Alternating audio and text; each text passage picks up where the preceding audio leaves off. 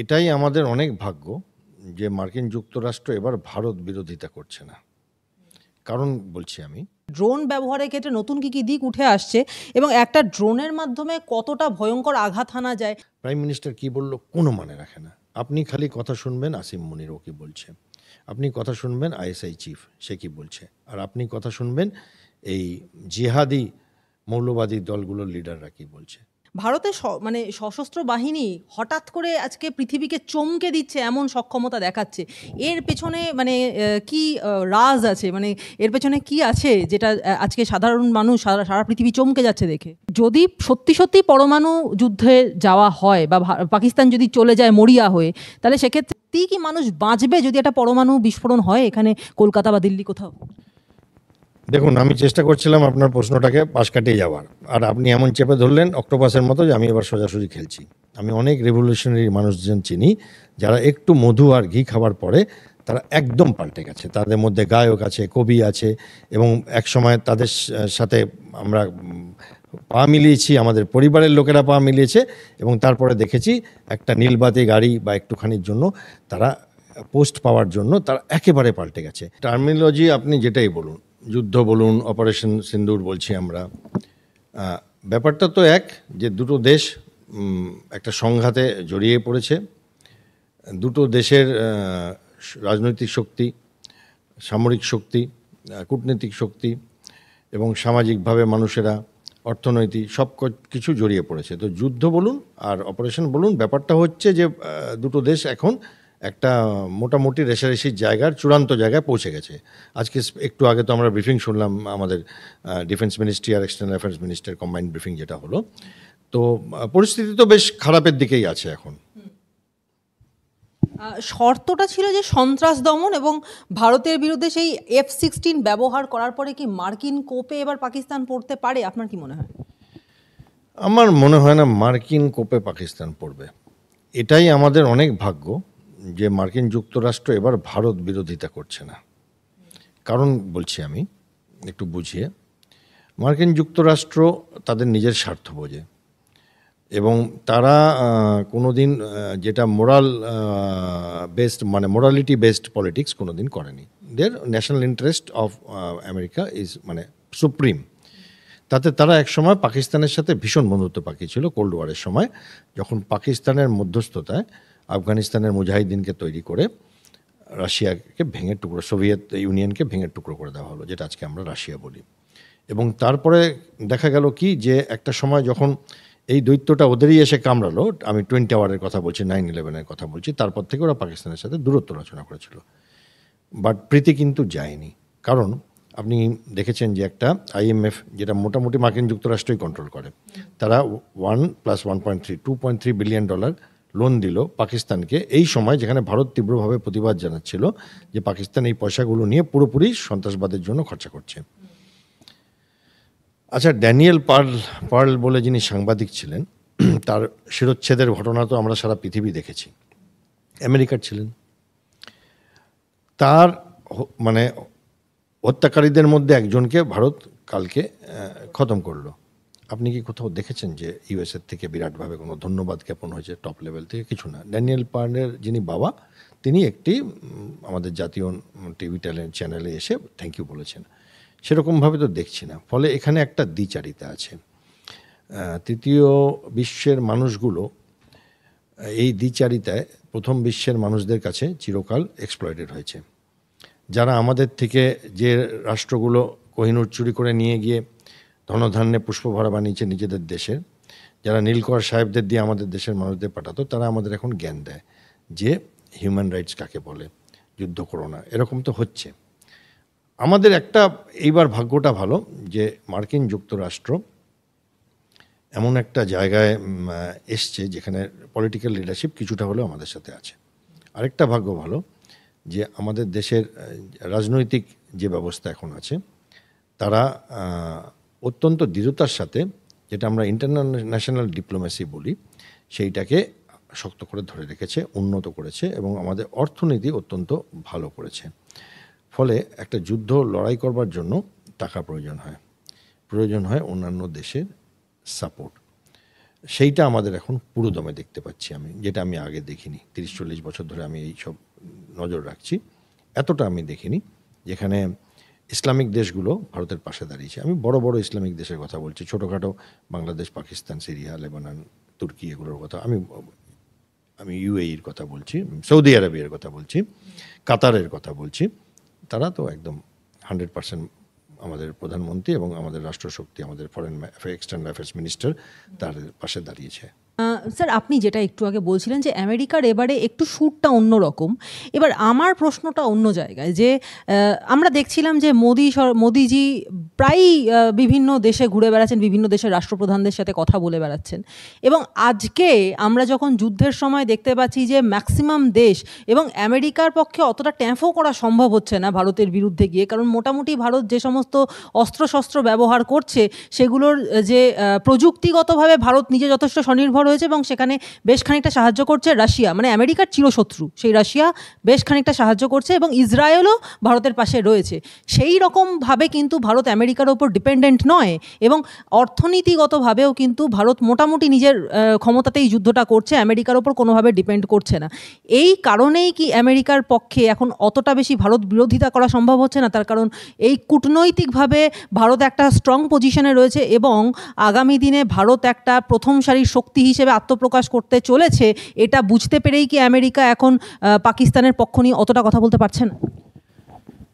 দেখুন, প্রথম আপনি অতি সুন্দর একটা প্রশ্ন করলেন, খুব ম্যাচিউর কোশ্চেন ছিল আপনার, বাট এত সরলীকরণ করা যায় না, অনেকগুলো ফ্যাক্টরস থাকে। আমি এক এক করে একটু ছুঁয়ে যাবার চেষ্টা করছি।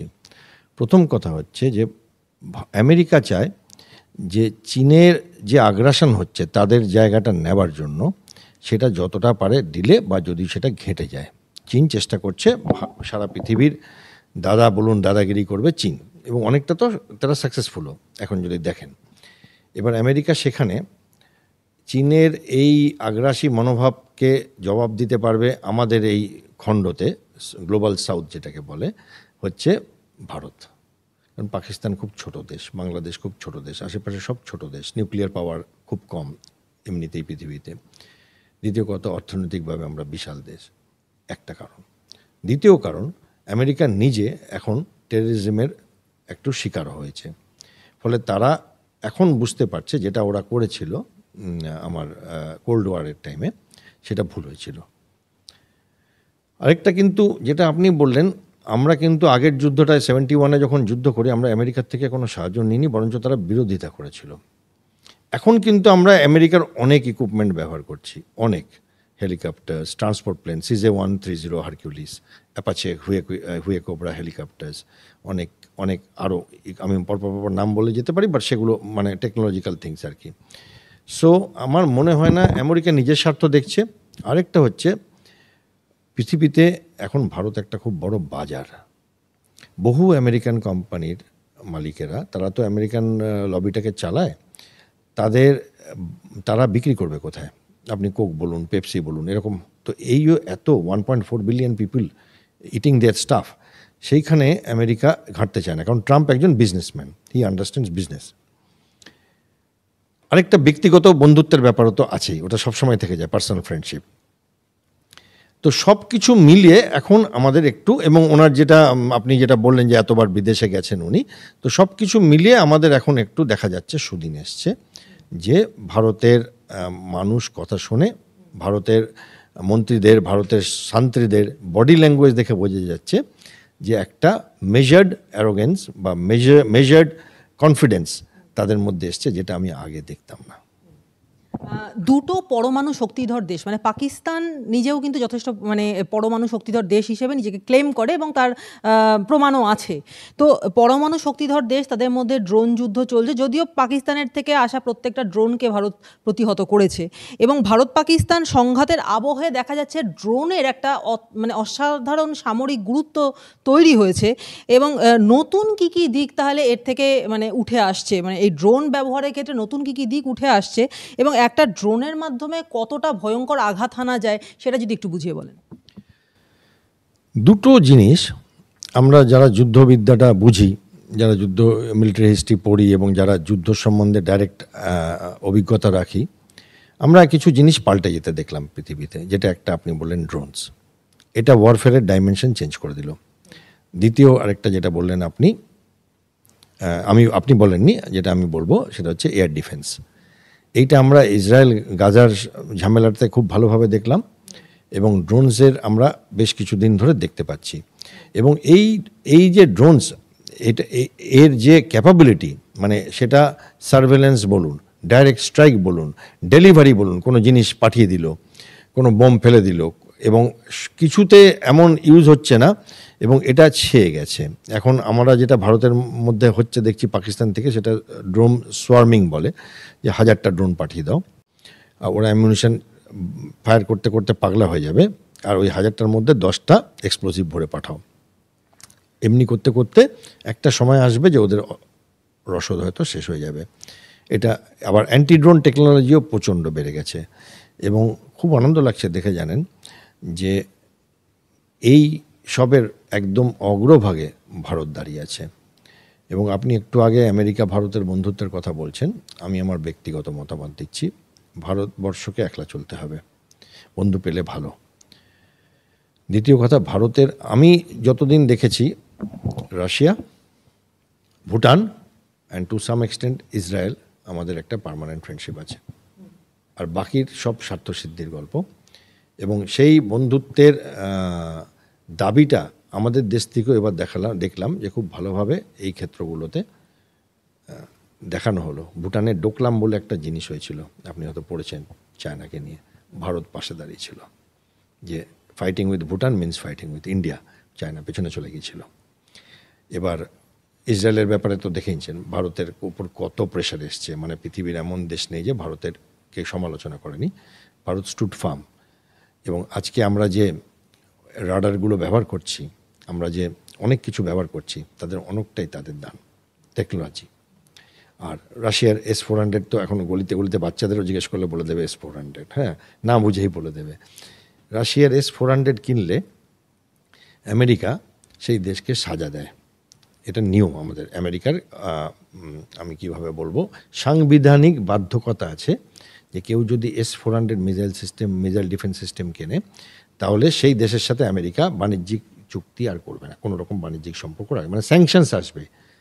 আমেরিকা আলাদা করে একটা স্পেশাল কনসিডারেশন করেছিল গত বছর, যে এটাকে আমরা ইগনোর করবো only for India because they have got a Chinese threat, মানে ওদের একটা অন্য ডাইমেনশন আছে, আমরা পারমিশন দিলাম। তো এই জায়গাটাতে ভারত এসছে, এবং আমার মনে হয় না তার বেশি আমাদের বন্ধুত্ব দরকার।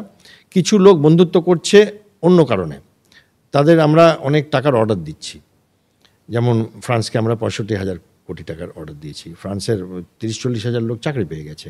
তো ছোট্ট তো দেশ ফ্রান্স, হ্যাঁ, তো 6 কোটি বোধহয় পপুলেশন, তো আমাদের ইউপির পপুলেশন 24 crores, তো বুঝতেই পারছেন তো অনেক, তো তারা ভারতকে সামনে দাঁড়াচ্ছে একদম এসে।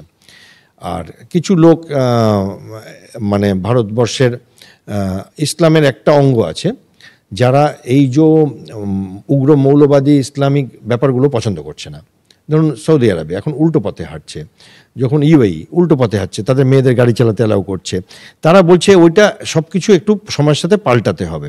আমি এই দেশগুলোতে গিয়েছি, দেখেছি যে একদম নর্মাল, ইন্দোনেশিয়া বলুন, মালয়েশিয়া বলুন।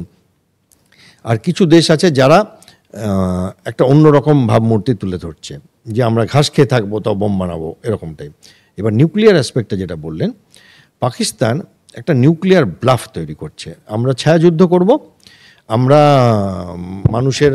মানুষকে কোমরে বম বানিয়ে ভারতে পাঠাবো, তারা ফাটবে এসে, এবং আমরা বলবো আমরা করিনি, ভারত যুদ্ধ করলে আমরা নিউক্লিয়ার বম মেরে দেবো। এই ব্লাফটা বহু বছর ধরে চলছে। ভারত হ্যাজ কল্ড আউট তাদের ব্লাফটা আর কি, যে ঠিক আছে, উইল ফেস ইট, দেখি তোমরা কতটা করো। এখন পাকিস্তানের মানে পাতি বাংলায় বলতে গেলে যে তাদের কাণ্ডজ্ঞানহীন হয়ে গেছে, এখন যে কী করবে বুঝে উঠতে পারছে না, এমন জায়গায় বাঘের পিঠে চড়ে গেছে, এখন তারা বুঝতে পারছে না এখান থেকে নামবে কী করে। ভারত পাকিস্তান সংঘাতের আবহে এই প্রথমবার ভিন্ন সুর শোনা গেল পাকিস্তানের বিদেশমন্ত্রী ইশাক দারের গলায়। তিনি জানাচ্ছেন যে ভারত যদি হামলা থামায় তাহলে পাকিস্তানও হামলা থামাবে। পাকিস্তানের বিদেশমন্ত্রীকে উদ্ধৃত করে জানিয়েছে যে সংবাদ সংস্থা রয়টার্স তারা এই ব্যাপারটা কনফার্ম করেছে। আর তিনি জানিয়েছেন যে ভারত যদি আবারও হামলা চালায় তাহলে তার জবাব দেবে পাকিস্তান।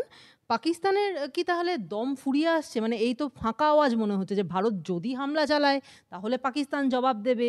এইসব কথা শুনে তো মনে হচ্ছে তাদের আর ক্ষমতা নেই যুদ্ধ চালানোর। দেখুন, আমি অন্যভাবে দেখি। আমি এই দেশটাকে বহু বছর ধরে দেখছি। আমাদের দেখতে হয় আমাদের আশেপাশের দেশগুলোকে, আমাদের প্রফেশনাল সাবজেক্টের মধ্যে পড়ে। পাকিস্তানে এক্সটার্নাল অ্যাফেয়ার্স মিনিস্টার কী বললো doesn't make a difference. Prime minister কী বললো কোনো মানে রাখে না। আপনি খালি কথা শুনবেন আসিম মুনির ও কী বলছে, আপনি কথা শুনবেন আইএসআই চিফ সে কী বলছে, আর আপনি কথা শুনবেন এই জিহাদি মৌলবাদী দলগুলোর লিডাররা কী বলছে। দে আর দ্য ওয়ান্স যারা মানে পাকিস্তানের দে কল দ্য শটস। তো ফলে কি হচ্ছে যে এরা তো একজন বলল দেখলাম 250 গ্রাম করে আমাদের একটা নিউক্লিয়ার বম আছে। তিনি কৃষিমন্ত্রী বা রেল মিনিস্টার ছিলেন।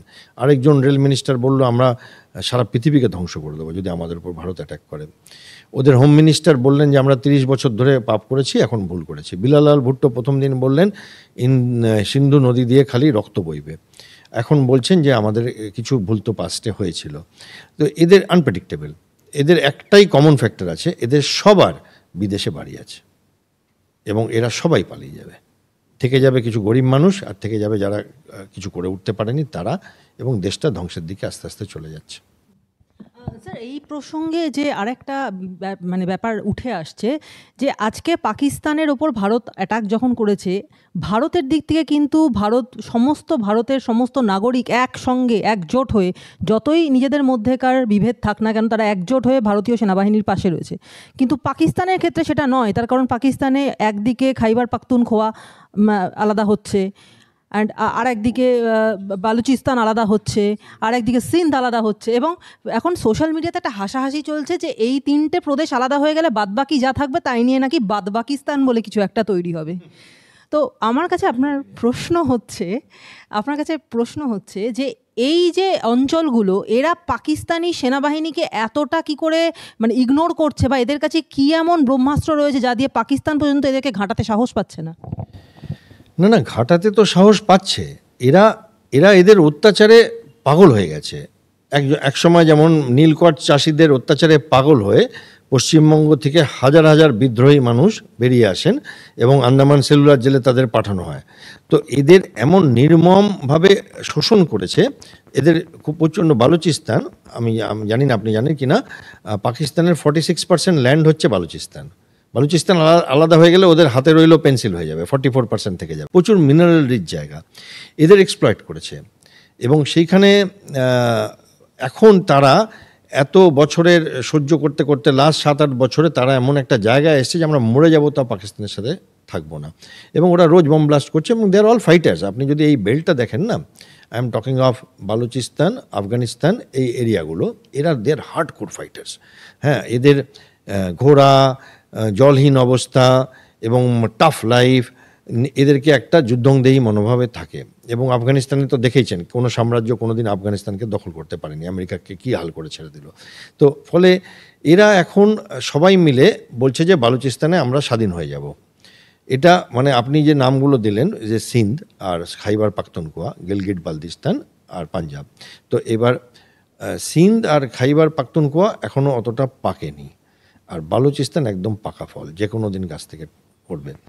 তো আমি মানে আশা করছি যে এটা হলেই ভারত এদেরকে রিকগনিশন দেবে এবং পাকিস্তানের 40% চলে যাবে।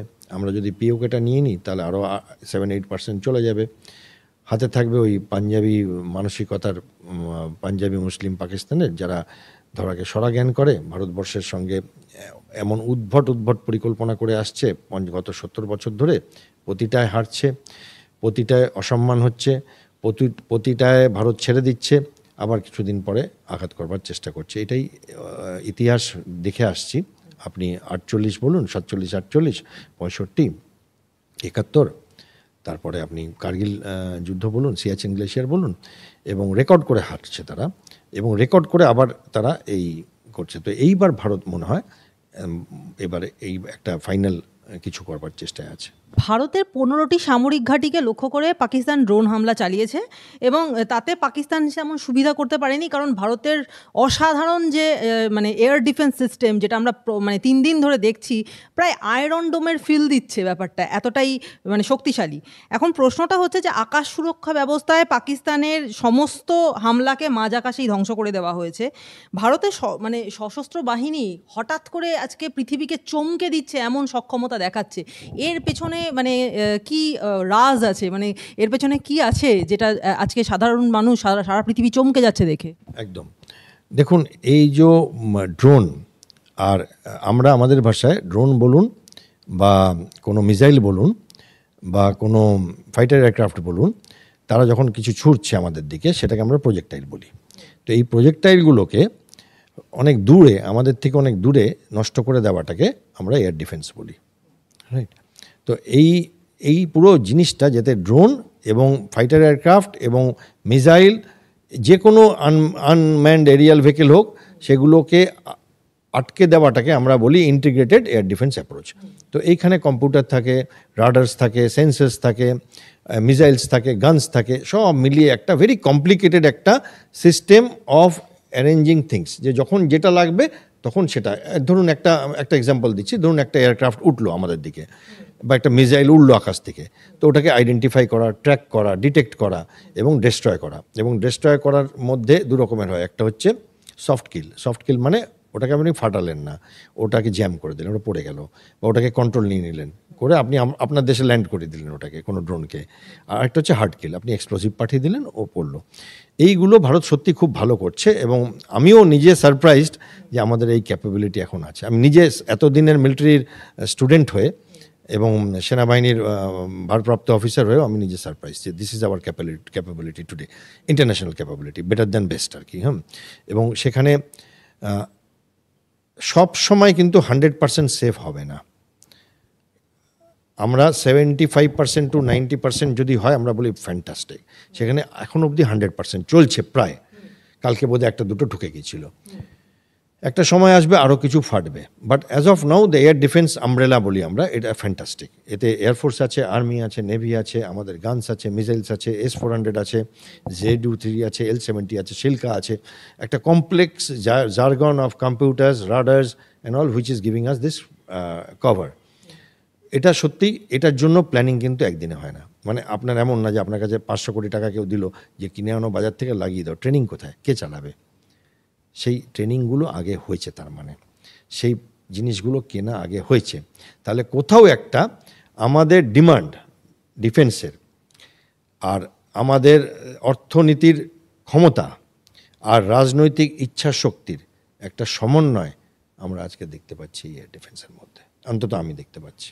পাকিস্তানের সশস্ত্র বাহিনী প্রথমবার ব্যর্থ হলো 9টা জঙ্গি ঘাঁটিতে ভারতের অব্যর্থ আঘাত আটকাতে, এবং দ্বিতীয়বার ব্যর্থ হলো ভারতের 15টা সামরিক ঘাঁটির দিকে লক্ষ্য করে ভারত যখন হামলা চালাতে গেল তখন সেক্ষেত্রেও ব্যর্থ হলো।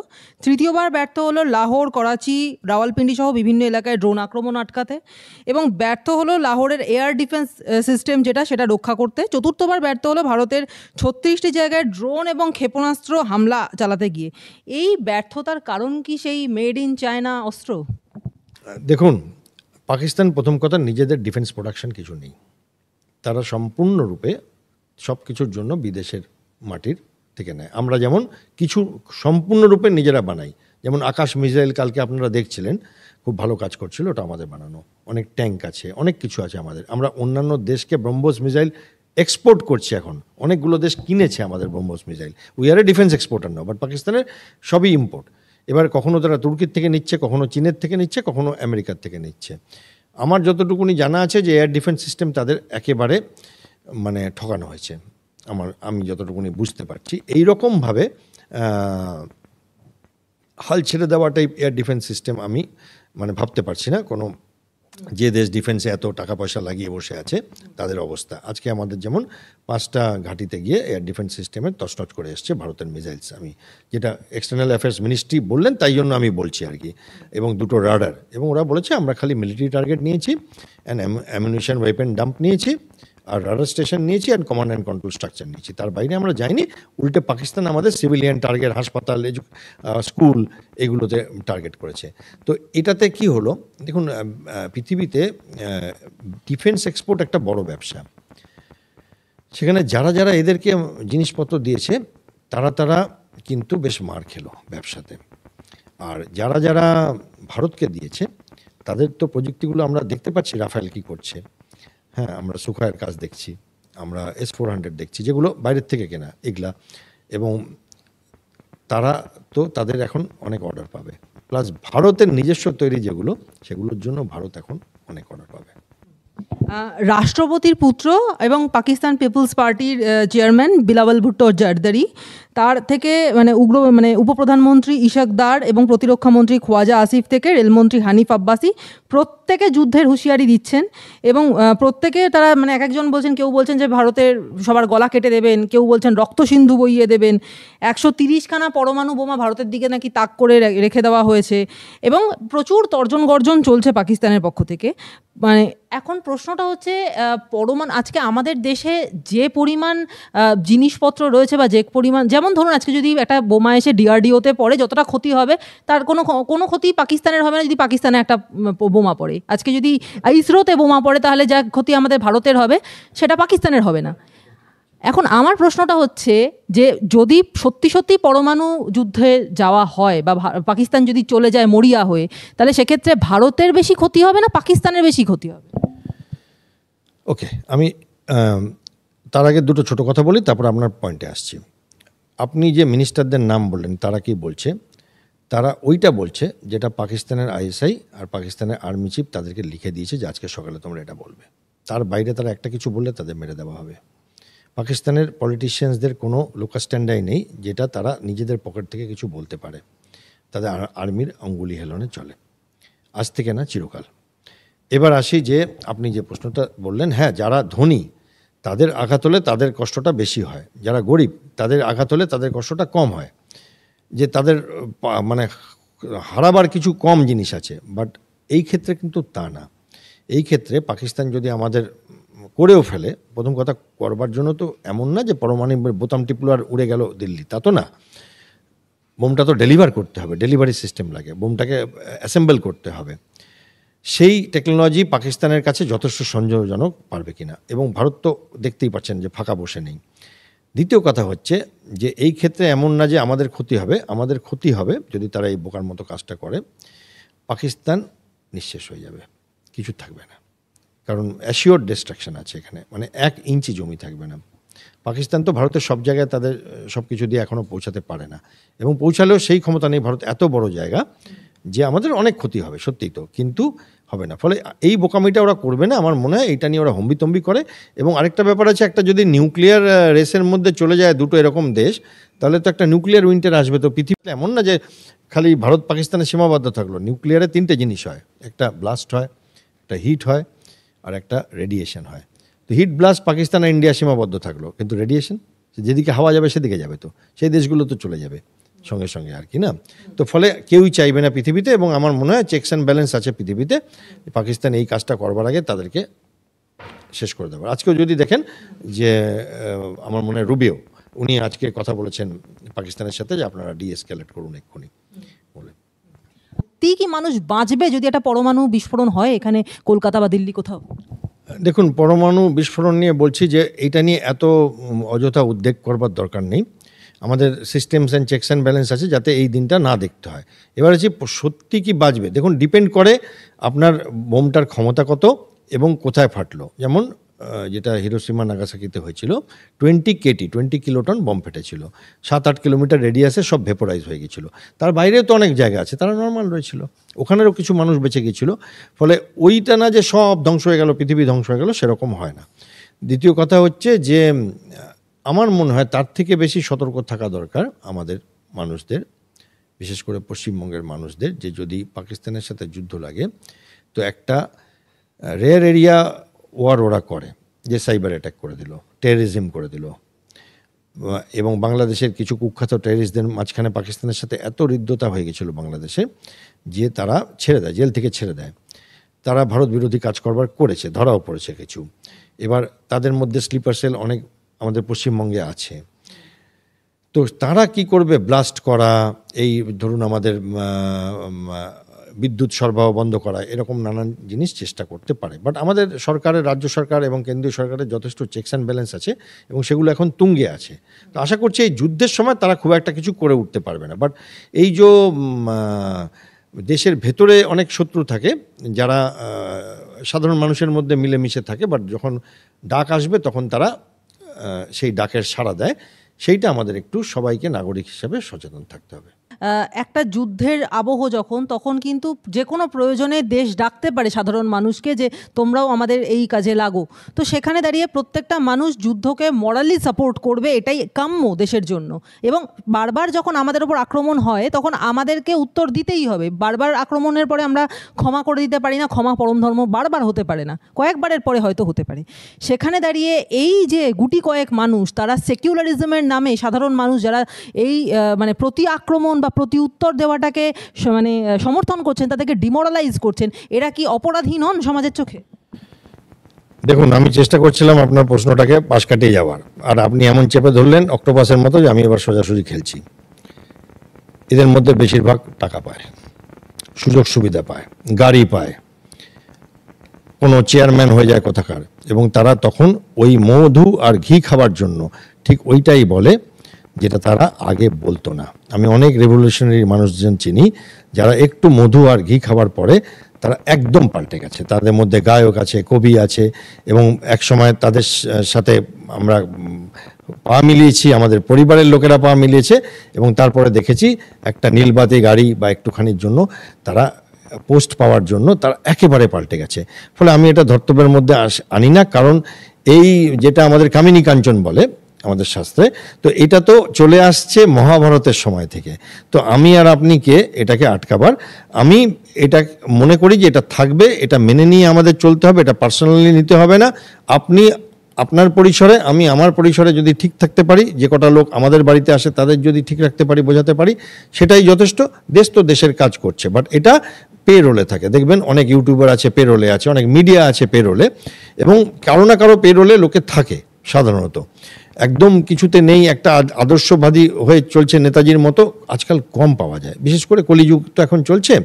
তো ফলে আমি এটাও তো গায়ে মাখি না, দেখি এগুলো মানুষের চরিত্র কোথায় নামতে পারে, হ্যাঁ সেটা দেখি। এবং এই নিয়ে আমি অনেক সময় মেন স্ট্রিম মিডিয়াতে কথাও বলেছি যে কোথায় সেই বুদ্ধিজীবী যারা মাঠে নেমেছিল, তাদের আজকাল দেখি না, এবং তারা চেরি পিকিং করে। এই ইস্যুটাতে আমরা কথা বলবো, আর এই ইস্যুটাতে আমরা চুপ থাকবো, কারণ না হলে গাড়িটা আসা বন্ধ হয়ে যাবে। সেটা আমি কিন্তু কেন্দ্রীয় সরকার, রাজ্য সরকার দুটোকেই বলছি, সব জায়গাতেই এটা প্রযোজ্য কিন্তু। এবং এটা মানুষের আদিম চরিত্র, কাম, ক্রোধ, লোভ, মোহ, এই রিপুগুলোর জন্য হয়। আমি ব্যক্তিগতভাবে এটাতে খুব একটা ডিস্টার্বড হই না। আপনি যখন বললেনই কোনো গায়ক এবং কবির কথা, তখন তো আর না জিজ্ঞাসা করে পারা যায় না যে এদের মধ্যে 90-এর দশকে অত্যন্ত মানে ফেমাস দুজন গায়ক ছিলেন, তারা জীবনমুখী গানের জন্য বিখ্যাত ছিলেন। তাদের মধ্যে একজন তখন সুমন চট্টোপাধ্যায় নামে পরিচিত ছিলেন, পরবর্তীকালে তিনি ধর্ম পরিবর্তন করে কবির সুমন হয়েছেন। তার দেখা যাচ্ছে যে হঠাৎ করে সাধারণ মানুষকে ছেড়ে দিয়ে তার পশু প্রেম, পাখির প্রতি প্রেম, কীটপতঙ্গ, গাছ ইত্যাদির প্রতি অত্যন্ত বেশি প্রেম হয়ে গেছে। তিনি বারবার বলছেন যে আমি গানের মাধ্যমে বলার চেষ্টা করেছিলাম যে এই যুদ্ধ কোনো সলিউশন নয়, কিন্তু কেউ একবারও ভাবছে না, কোনো নেতার এটা নিয়ে মাথা ব্যথা নেই যে এই যুদ্ধের ফলে কত গাছ মরে যাচ্ছে, কত মানে নিরীহ পশু পাখি মারা যাচ্ছে, কত কীটপতঙ্গ মারা যাচ্ছে, পানি, জল নয়, আমি জল কথাটা ইউজ করতে পারছি না, উনিই বলছেন পানি বিষাক্ত হয়ে যাচ্ছে, এটা নিয়ে কারোর মাথা ব্যথা নেই।